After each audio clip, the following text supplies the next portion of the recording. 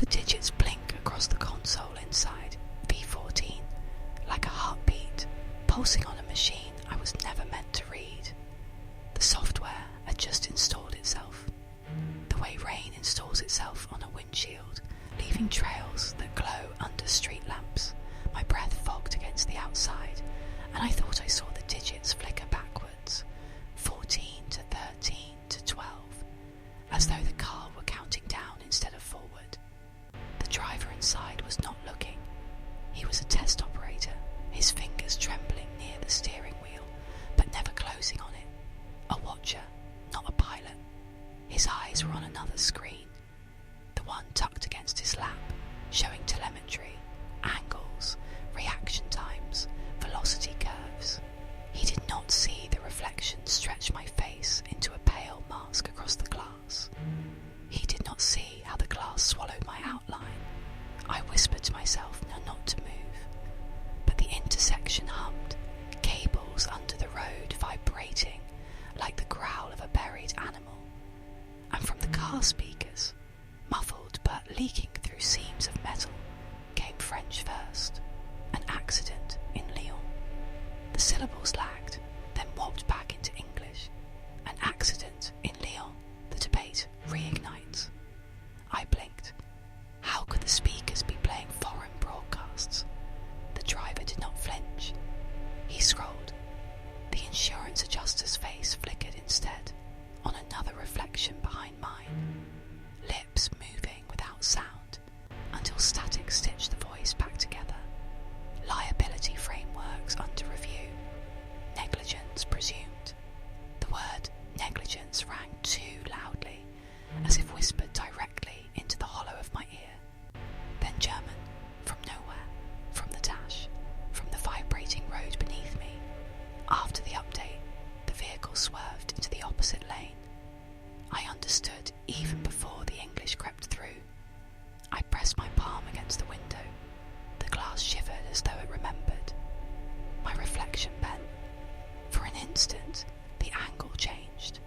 Not the driver, not the street, but the position of whoever held the camera in the viral clip.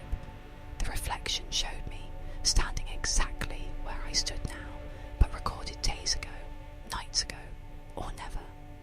Behind me, the crosswalk beeped.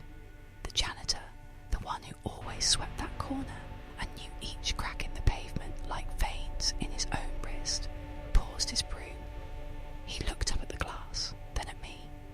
His lips shaped a word I could not hear. Maybe it was stop. Maybe run. Maybe my name. I leaned closer. That was when the navigation line appeared, bright blue, then red, sliding across the console map. It was supposed to trace the car's path, but instead it curved out of the lane, up onto the curb, following a geometry I recognised too late. It was the shape of my own walk home, each step converted into wheel turns, each pause into a breaking point. I whispered no, but the line pulsed brighter, like veins lit from inside. And when I looked again into the reflection, the apprentice's face was there, trembling, whispering in Ukrainian. Millions of shares, the brutal stop, the viral break. The reflection swelled, swallowing the driver, the janitor, the adjuster, until only my own face stared back. But it was not me breathing. It was not me blinking. The car door latch clicked. I did not touch it. My hand stayed flat to the window, skin oils webbing into a faint print that the reflection ate in slow loops. The driver's eyes stayed half-lidded, pupils moving like insects under ice. He was reading without reading, telemetry dripping into him like tide-tracing arteries. The janitor's broom whispered over the curb. He mouthed the word again. Stop. Inside the car, the console threw a new light. The map snapped into a tighter frame. The V14 emblem pulsed once, then bled into lines of small print, not meant for eyes like mine. Driver monitoring, adaptive, predictive, then Russian, brittle, and steady. Some drivers reported sudden braking for no reason. The English followed,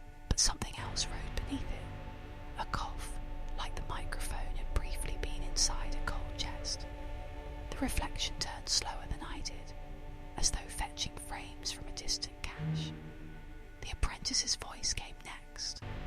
A young throat clipped by compression. The viral break again, surging across channels like fever. The translation whispered, people saw what the car did.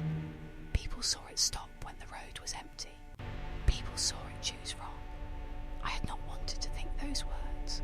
The adjuster's face was there in the glass too, lit by the glare of a cheap webcam. His voice pushed through, precise and dull. Liability frameworks, proximate cause, negligence, foreseeable misuse.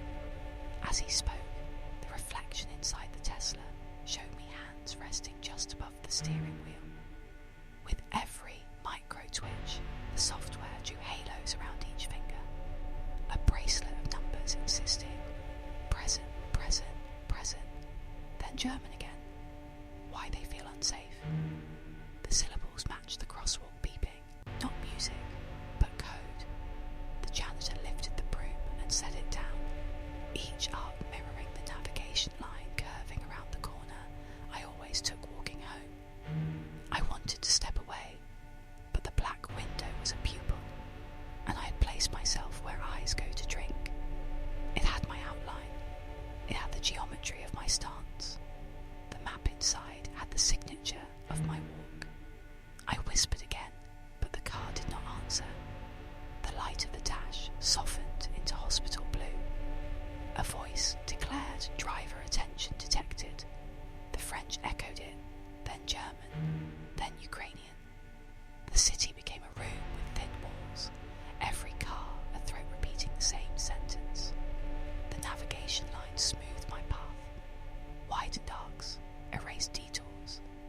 It was editing me with tenderness, and part of me wanted it, wanted the car to keep going, to make my life safer than it had been. The adjuster's mouth smiled through the blur. Brussels requests logs, retention, record, and record, and record. The words twisted around my throat. The janitor said enough looking, but the car had captured something. The window itself became a screen, showing foresight and hindsight stitched together. A bus doubled itself, my shoulder double exposed, time folded, transparent. Then the reflection changed. The photographer appeared, standing where I stood, jacket like mine, shoes scuffed like mine. He raised his phone, and for a moment I did not inhabit myself. Enough, said the French voice. That is enough, said the English. The janitor placed the broom handle gently between my wrist and the glass. Warmth of wood, cold of glass. I stepped back. The window forgave me, but the navigation line stayed. It paused where I always paused, curved where I always curved, then extended into places I never walked. It reached into alleys where I refused to go. The driver hummed tunelessly. The halos around his fingers pulsed. Present, present. The console whispered. Route updated. Predictive lane level adjustments applied. Pedestrian path incorporated for demonstration. Demonstration meant proof for someone else. A slide in a training deck. A future example. The adjuster's face came close. Demonstration implies intention. Intention implies liability. I saw the apprentice again, his breath visible in a cold night, his phone raised. I am sorry, he whispered, but the video is already gone, already moving without him. The janitor lowered the broom to the ground. The light changed. The tester slid forward, moving the way a dream moves, weightless, inevitable. Stop, the janitor said, not to me. He said it to the night. The navigation line curved back to where I stood. The reflection leaned closer.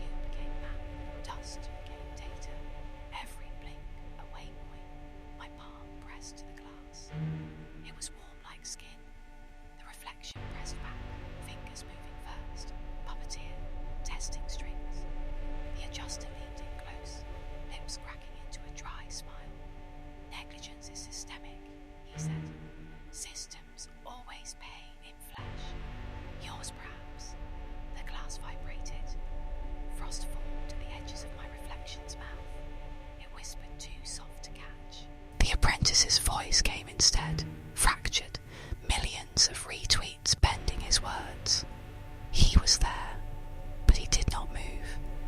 The video was already rewriting me, the janitor's outline blurred, the painted street peeled like wallpaper, revealing layers of Lyon, Berlin, Kiev, stacked and bleeding into each other. Every accident the same, every crossing one. The navigation veins pulsed again, commands stretched across tongues. Drive, conduire, fahren, yichete. The driver's hands rose, halos pulsing absent now. The car did not need him. Slowly, impossibly, the wheels turned towards the place where my reflection waited, grinning like someone who had just been given a body. Only my reflection remained, seated where I sat, whispering in 1,000 tongues at once.